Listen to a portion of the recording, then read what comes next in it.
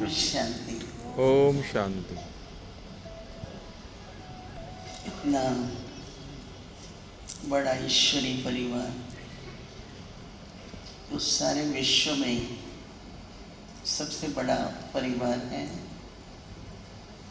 न केवल ईश्वरी परिवार पर हम सबका परिवार। परिवार में जब मिलना होता है तो यही पूछते हैं, कहते हैं, शुभ भावना रखते हैं। किस यहाँ आने का उमंग उत्साह अपने इस वार्षिक सम्मेलन का सबको बहुत उसकी खुशी रहती है और खुशी से सब यात्रा करके यहाँ पहुँचते हैं।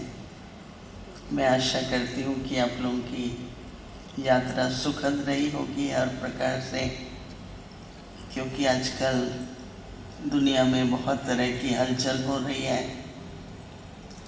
सुविधाएं कम होती जाएंगी, हो रही हैं, पर बाबा के बच्चे तो कैसी भी परिस्थिति है, बाबा के विश्वास और अपने निश्चय के आधार से हम ठीक तरह से पहुंच जाते हैं। ईश्वरी परिवार में इस तरह से इकट्ठा होना बहुत महत्वपूर्ण है।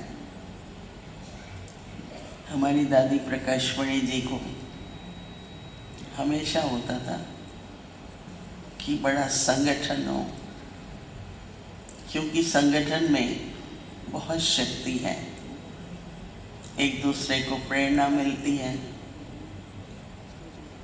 तो ईश्वरी परिवार में सबसे पहले तो हम बाप दादा का आह्वान करते हैं, अपनी दादियों का आह्वान करते हैं, सभी जो भी पूर्वज आत्माएं हैं, क्योंकि उनकी उपस्थिति के बिना परिवार में जो कुछ हो रहा है वो संपन्न नहीं होता। तो आज के दिन आप सभी ने मिल कर के ज़रूर वह आह्वान तो किया ही है, और हम उनकी साइलेंस, उनकी शिक्षाएं हर घड़ी हमें जीवन में याद रहती हैं। बाबा हमेशा कहते हैं, जब बाबा बोलना शुरू करते हैं कभी अंत में भी, ब्राह्मण कुल भूषण, कुल के भूषण। तो हर एक परिवार, इस परिवार के सदस्य को अगर ये याद रहे कि मुझे अपने कुल का गौरव बढ़ाना है। मुझे याद आता है कि ब्रह्मा बाबा, हम सभी बच्चे, मुनि बहन, हम में से कई बहुत छोटी आयु में बाबा के पास आए। तो बाबा हम लोगों को दृष्टि द्वारा, वाणी के द्वारा यही कहते थे, बच्चे, आप बच्चों को बाबा को प्रत्यक्ष करना है। बहुत वरदान बाबा देते थे कि हम विश्व में बाबा को प्रत्यक्ष करें। तो हर एक को बाबा की मर्यादाएं, जो भी मर्यादाएं हैं हर प्रकार की, वो कुल का नाम वाला करती हैं, बाबा को प्रत्यक्ष करती हैं।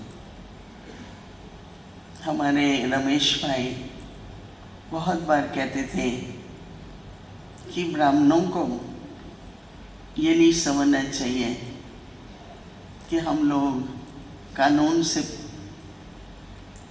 से पढ़े हैं, ईश्वरीय नियम, और हम लोग कहते हैं अंग्रेजी में लॉज ऑफ द लैंड। जिस भी देश में हम हैं, जिस भी भारत के प्रांत में हम हैं, उनके भी कुछ नियम और कानून कायदे होते हैं।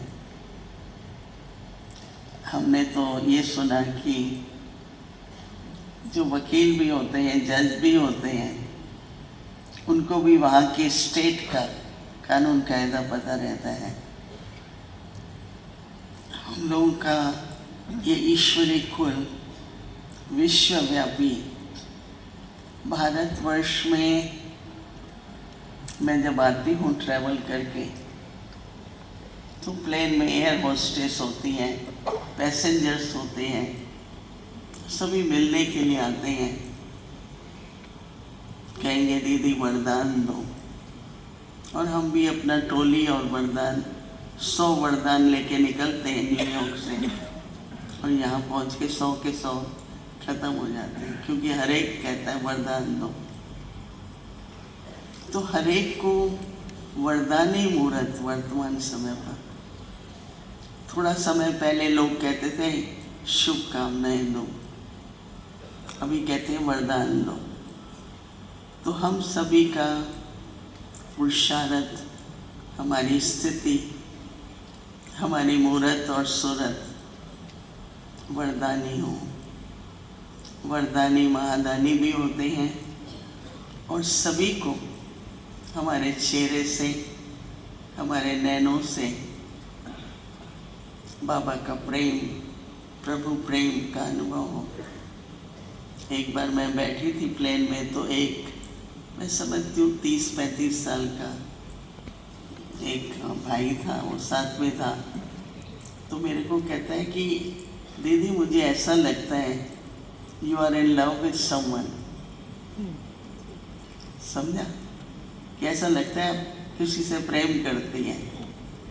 तो मैंने कहा हाँ प्रेम तो करती हूँ। बोला कौन है आपका लवर? तो मैंने कहा कि परमात्मा। अच्छा, फिर तो बातें होने लगी। तो हमारे एकदम हर बात से जो भी हमारे सामने आए उसको ऐसा अनुभव हो, ये तो अनोखी दैवी वरदानी मुहूर्त है।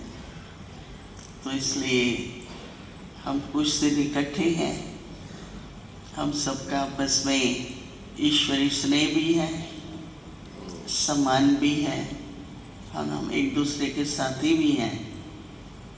देखो, यात्रा पर जाते हैं तो साथियों की बहुत रौनक होती है। आप अकेले यात्रा करो या 10 के साथ यात्रा करो, और यहाँ तो हम हजारों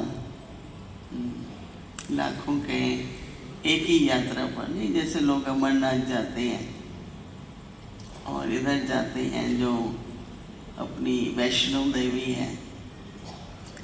तो पहले मैं कश्मीर में थी 3 साल के लिए, 3 साल मैं जम्मू कश्मीर में रही। तो पहलगाम से यात्री ऊपर जाते थे अमरनाथ के लिए, हजारों की संख्या में। तो हम सभी भी इस यात्रा में, रूहानी यात्रा में, जो हम लोगों ने, कईयों ने 20 साल, 30 साल, 50 साल, मुझे भी 68 ईयर्स हो गए, हम सभी यात्रा पर चल रहे हैं। और हमारे मन में यह अनुभव होता है कि अब हम मंजिल पर पहुंचने वाले हैं, डेस्टिनेशन अब बहुत दूर नहीं है। तो इसलिए मैं आप सबका स्वागत करती हूँ, और मन में प्रेम की भावनाओं से आपस में ये 5 दिन ईश्वरी मिलन मनाएं, उन्नति के अच्छे अच्छे संकल्प शेयर करें। वो अपने मन में संकल्प आते हैं, बुद्धि में प्लानिंग चलती है। सेवा तो जिस दिन से बाबा के बच्चे बनते हैं, पहले दिन से कोई ना कोई प्रकार की सेवा हो ही रही है, और वो अंत घड़ी तक, अंत क्षण भी वो सेवा हमसे होती ही रहेगी। तो इसलिए स्नेह मिलन, ईश्वरीय सेवा की प्लानिंग, और कुछ ऐसी ज़रूरी बातें जो वर्तमान परिस्थितियों अनुसार हमें ध्यान पर रखनी चाहिए।